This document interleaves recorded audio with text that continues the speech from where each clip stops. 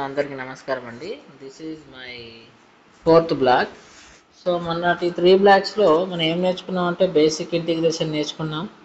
దాని తర్వాత కొద్దిగా స్టెప్ ఏం తీసుకున్నాం అంటే sin 2x cos 2x, అలాగే దాంతో పాటు sin square x plus cos square x is equal to 1 అలా నేర్చుకున్నాం. తర్వాత క్లాస్లో sin cube x cos cube x, అలాగే 2 sin a cos b, 2 cos a sin b, 2 sin a sin b, 2 cos a cos b. So ఇలా మీకు ఒక ఎగ్జాంపుల్తో మీకు మిగతాది ఎక్స్ప్లెయిన్ చేశాను, మిగతాది చేయండి అని చెప్పాను. సో ఈరోజు వచ్చేసరికి అవి అక్కడ వరకు మనకన్నీ బేసిక్ అండి. ఇప్పుడు వచ్చేసరికి మనకు బేసిక్ కాకుండా ఇప్పుడు మనకు సబ్స్టిట్యూషన్ మెథడ్స్ అని ఉంటాయి. ఈ సబ్స్టిట్యూషన్ మెథడ్స్ ఎక్కడ వాడతామంటే మనకి ఎప్పుడైతే ఇంటిగ్రేషన్, ఇప్పుడు ఇంతకుముందు చేసిన అన్ని ప్రాబ్లమ్స్కు డైరెక్ట్ ఇంటిగ్రేషన్ ఉంది. అంటే కొన్నిటికి డైరెక్ట్ చేసినాం, కొన్నిటికి ఫార్ములా చూసుకొని చేసినాం, ఫార్ములా ప్రకారం చేసినాం, అంతే చేసినాం. బట్ ఇప్పుడు ఇచ్చే ప్రాబ్లమ్స్కు మీరు ఏ విధంగా చేసినా, అంటే ఈవెన్ దో డైరెక్ట్ ఫార్ములాతో ఉండవు, తర్వాత మనకి ఏదైనా అంటే for example direct formulas use చేసుకొని చేయడంతోనే రాదు. At the same time trigonometric formulas use చేసినా కూడా రాదు. సో అట్లాంటి వాటికి మనకు ఇక్కడ మెయిన్లీ ఏంటంటే సబ్స్టిట్యూషన్ అనేది ఇక్కడ వెరీ ఇంపార్టెంట్. ఎందుకంటే ఇక్కడ నుంచి వచ్చేదంతా ఈ సబ్స్టిట్యూషన్స్ వస్తాయి ఇందులో. This is very important. ఇక్కడ ఏంటంటే మనం ఎక్స్ని ఎందులోకి షిఫ్ట్ చేసుకుంటామంటే టీలోకి షిఫ్ట్ చేసుకుంటాం. బాగా అబ్జర్వ్ చేయండి. సబ్స్టిట్యూషన్ అంటేనే ఇది. ఎక్స్ అనేది ఇప్పటిదాకా మనం ఎక్స్లో చెప్పినాం, ఏది sin x cos x tan x అనేది ఏదైనా ఎక్స్లో చెప్పాం. బట్ ఇప్పుడు ఇది ఎక్స్లో మనకు సాల్వ్ చేయడం రాదు. ఏది ఫార్ములాను ఇంటిగ్రేషన్ ద్వారా సాల్వ్ చేయడం అనేది రాదు. దానికోసం ఏం చేస్తామంటే దీన్ని టీలోకి షిఫ్ట్ చేసుకొని చేస్తాం. అదే ఇక్కడ దీన్నే మనం ఏమంటామంటే సబ్స్టిట్యూషన్, అంటే ఎక్స్లో ఉన్నదాన్ని టీలోకి తీసుకొని చెప్పడం. మళ్ళీ సేమ్ మెథడ్స్ ఉంటాయి, బట్ ఎక్స్లో కాకుండా టీలో చేస్తాం. సో ఇప్పుడు ఇది ఎలా చేస్తాం అనేది ఒక ఎగ్జాంపుల్ తీసుకొని we can solve this, right? For example ఒక ప్రాబ్లం తీసుకుందాం. ఫస్ట్ వన్ ఒకటి తీసుకుంటాం చూడండి. Integration of cos root x by root x into dx. ఇంకా ఈ ఫార్ములా చూడండి.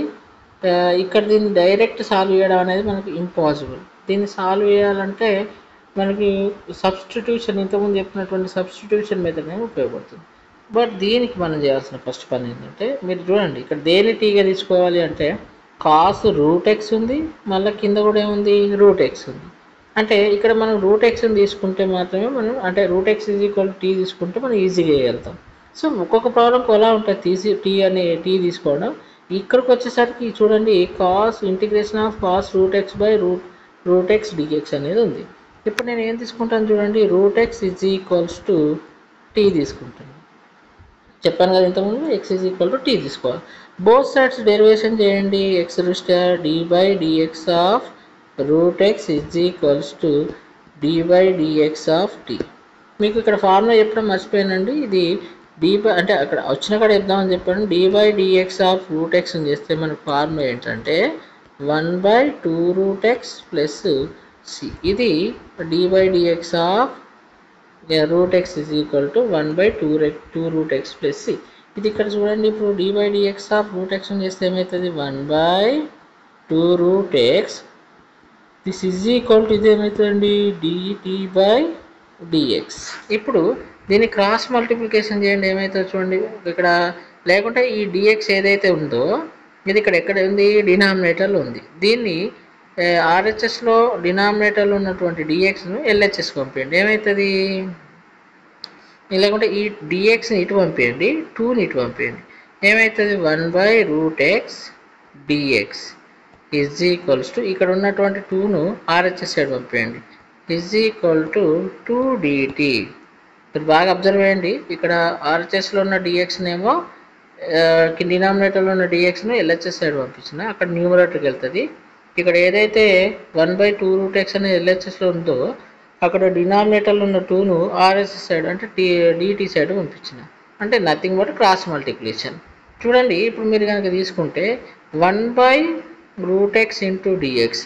ఇక్కడ చూడండి, ఇప్పుడు నేను ఇది ఎందుకు రాస్తున్నా అంటే ఇంటిగ్రేషన్ ఆఫ్ రాయండి cos √x by √x into d x is equal రాస్తే బాగా అబ్జర్వ్ చేయండి. ఇక కాస్ √x కింద 1/√1 ఎట్లా రాయొచ్చు, మనం ఇట్లా కూడా రాయొచ్చు. చూడండి సపరేట్గా రాసుకుంటే 1/√x ఇంటూ డిఎక్స్ వస్తుంది.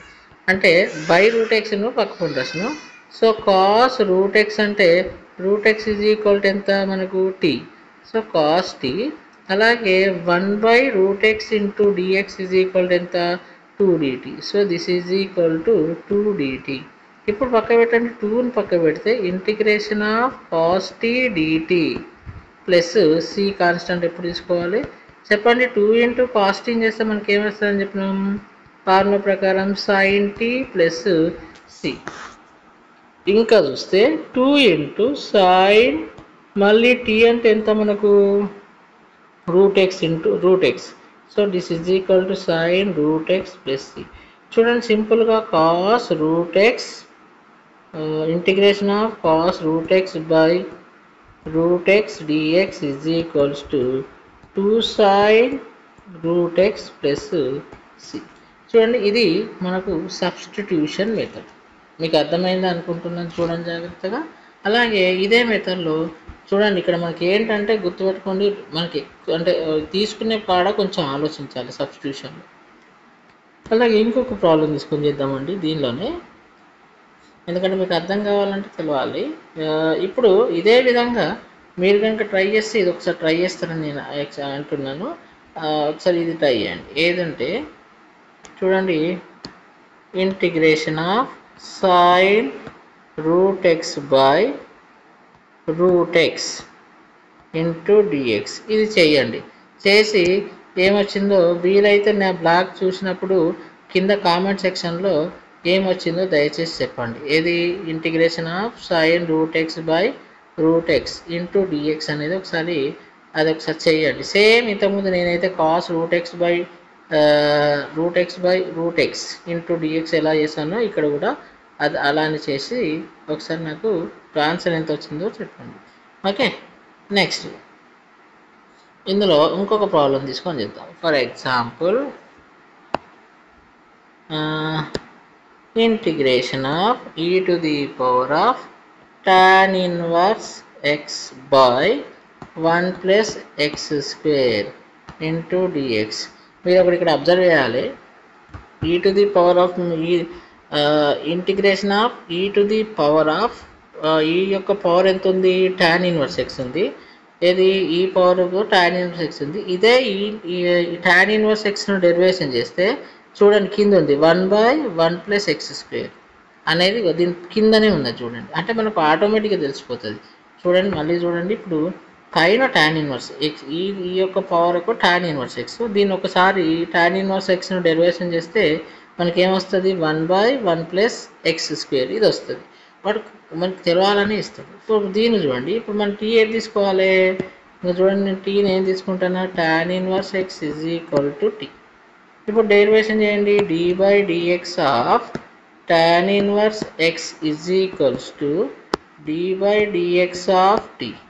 tan inverse x చేస్తే ఏమవుతుంది మీకు ఆల్రెడీ తెలుసు 1/1 plus x square is equal to dt/dx. ఇది డైరెక్ట్ ఫార్ములా అండి. డెరివేషన్ ఆఫ్ tan inverse అంటే 1/1 plus x square. ఇప్పుడు మళ్ళీ క్రాస్ మల్టిప్లికేషన్ చేయండి.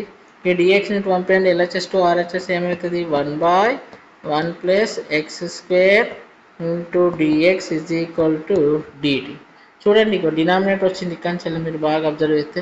ఇప్పుడు మెయిన్ ఫంక్షన్ తీసుకోండి integration of e to the power of tan inverse x by 1/1 plus x square into dx is equal to integration of tan inverse x into 1/1 plus x square into dx. ఈ denominator ఏదైతే ఉంటుందో దాన్ని separate రాశాను.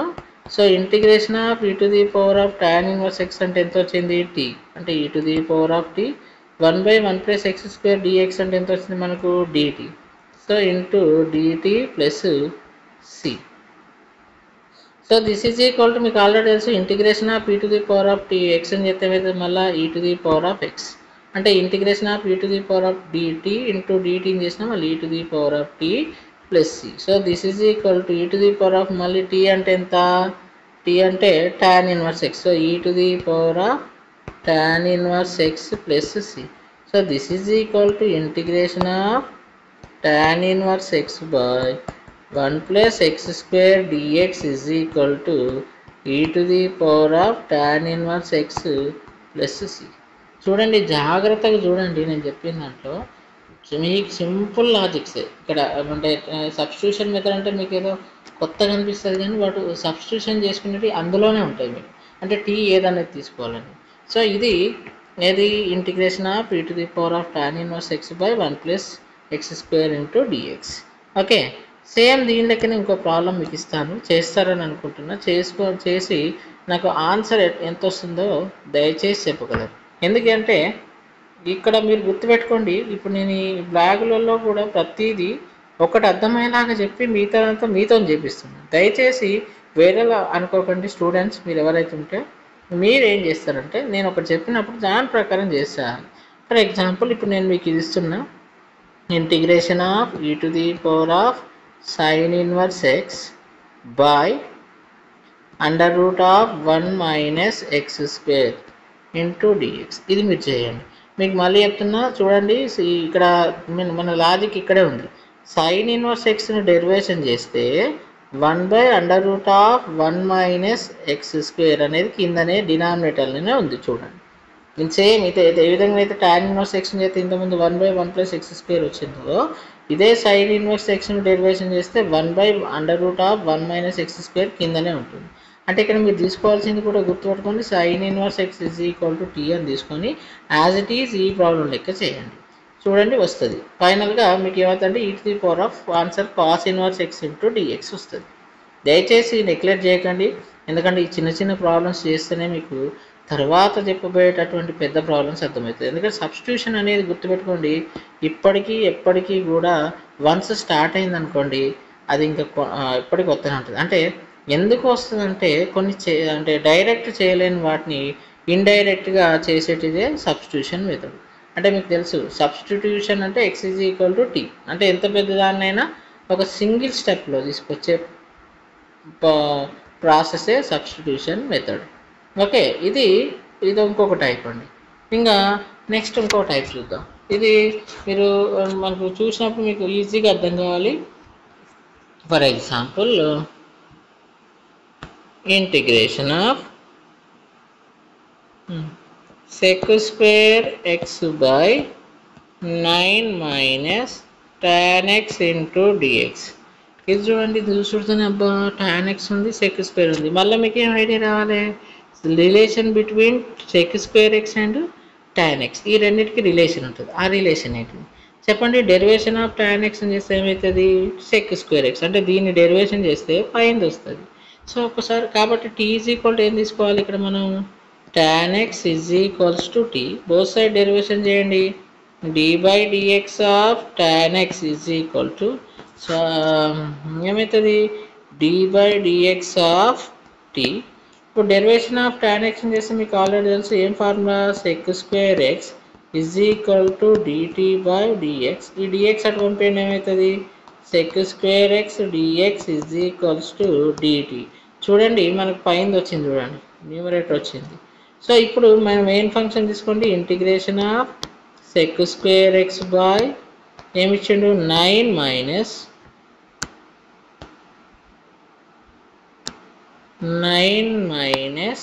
ఏమి ఇచ్చిండు tan x dx is equals to, గుర్తుపెట్టుకోండి ఈ sec square x dx ప్లేస్లో మనం ఏం రాయొచ్చు dt. అంటే ఏమవుతుంది dt బై, చూడండి 9కి 9 రాసిన, tan x is equal to ఏం తీసుకున్నా t. So 9 minus t this is equal to ఇంకా integration of 1/9 minus t into dt. ఇప్పుడు దీన్ని చూస్తుంటే మీకు ఏం గుర్తుకు రావాలి, ఇది చూడండి 1/t² లేదు, ఓన్లీ టీఏ ఉంది. 1/t లేకుంటే 1/x dx is equal to formula ఏం రాసినాం, log mod x plus c.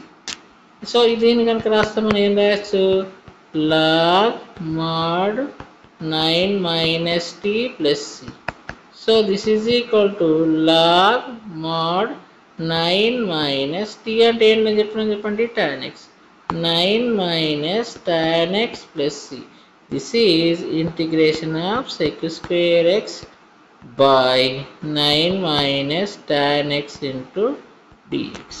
జాగ్రత్త అబ్జర్వ్ చేయండి, మనం ఇచ్చిన దాంట్లోనే మనం టీ అనేది ఏం తీసుకున్నాను అనేది అక్కడ కొద్దిగా ఆలోచిస్తే ఆటోమేటిక్గా వెళ్తుంది. తర్వాత ఫార్ములాస్ ఎట్లా ఫార్ములా షీట్లో ఉంటాయి, అది సెకండరీ. ఓకేనా, మీకు అది గుర్తుండాలి. ఇక్కడ గుర్తుపెట్టుకోండి, ఎప్పుడు కూడా ఇప్పుడు చెప్పిన ప్రతి దాంట్లో మీకు ఫార్ములాస్ అనేటివి అక్కడే ఉంటాయి. చేసే ప్రాసెస్ దయచేసి పిల్లలు గుర్తుపెట్టుకోండి.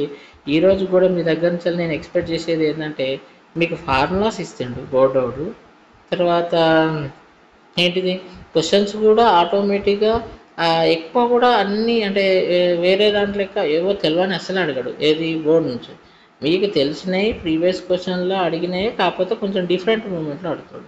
సో కాబట్టి అది దృష్టిలో పెట్టుకొని చేయాలి. ఎప్పుడు కూడా గుర్తుపెట్టుకోండి, ఎప్పుడు కూడా ఒక అంటే వేరే ఫర్ ఎగ్జాంపుల్ వేరే దాని లెక్కనైతే తీసుకోడు. అంటే ఇదివరకు ఫర్ అటు సరే బీటెక్ సైడు లేకుంటే అటు సైడు కొన్ని సబ్జెక్ట్స్ ఉంటాయి, అవన్నీ అన్ని అన్ఎక్స్పెక్టెడ్ పేపర్స్. మనది ఎప్పుడు కూడా ఎక్స్పెక్టెడ్ పేపరే. మీరు మెథడ్స్ను కరెక్ట్ చేసుకుంటే అంటే కరెక్ట్ చూసుకొని ప్రాసెస్ ఏ విధంగా చేస్తామని తెలుసుకోగలిగితే అన్నీ ఈజీగానే ఉంటాయి. ఇది ఇప్పుడు మనం 3 టైప్స్ చెప్పినాం. ఇది సబ్స్టిట్యూషన్ మెథడ్.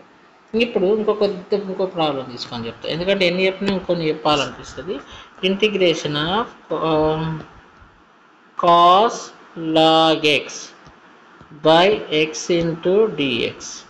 సో ఇది కూడా చూడండి, ఇక్కడ దీన్ని చూసుకుంటాను కూడా అమ్మో ఏంది ఇంత పెద్ద ప్రాబ్లం అనిపిస్తుంది. బట్ మీరు గుర్తుపెట్టుకోండి, ఇగో log x ఉన్నది బయట, కింద 1/x ఉన్నది చూడండి. చూసుకుంటాను గుర్తుకురావాలి. ఇది ఎప్పుడు గుర్తుకొస్తుంది, మీరు ఫార్ములా షీట్లో ఫార్ములా చూసినప్పుడు గుర్తుకొస్తుంది. ఇప్పుడు చూడండి log x అని చెప్తే ఏమవుతుంది, డెరివేషన్ 1/x. చూడండి ఆటోమేటిక్గా మీకు తెలిసిపోతుంది, చూసుకుంటాను గుర్తుండాలి. అంటే ఇక్కడ ఏం తీసుకోవాలి, log x is equal to t, both side derivation చేయండి, dy dx ఆఫ్ log x is equal to dy dx ఆఫ్ t. log x చేస్తే ఏమవుతుంది, 1/x is equal to dt by dx. So ఈ dx ఇటు పంపేయండి, 1/x dx is equal to dt. LCM చేసినండి ఇక్కడ. తర్వాత ఇప్పుడు మనం మెయిన్ ఫంక్షన్ తీసుకోండి, integration of cos log x by x into dx is equal to, denominator separate రాసుకోండి, cos of log x into 1/x into dx. So this is equal to integration of cos of log x అంటే ఎంత అండి, t అంటే cos t, 1/x dx is equal to ఏమవుతుంది, dt. So this అంటే cos t చేస్తే ఏమవుతుంది మనకు తెలుసు, sin t. Integration of cos t dt ఏమవుతుంది, sin t plus c. So this is equal to sin, మళ్ళీ t అంటే ఎంత, t అంటే ఎంత, log x, sin log x plus c.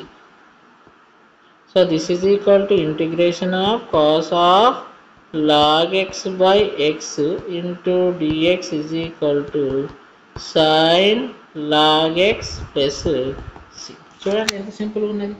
ఎప్పుడు సింపుల్గా ఉంటుంది, నీకు ప్రాబ్లమ్స్ తెలిసి ఫార్ములాస్ తెలిసి చేసే ప్రాసెస్ ఉన్నప్పుడు ఏదైనా సింపుల్గానే ఉంటుందండి. మనం కష్టపడినప్పుడు చేయనప్పుడు ఏది మన దగ్గరికి రాదు. ఒక్కసారి అది ఇష్టపడి చేస్తే ఏదైనా మనం ఈజీగా వేయగలుగుతాం. ఇది సబ్స్టిట్యూషన్ మెథడ్లో బేసిక్ మెథడ్ అండి.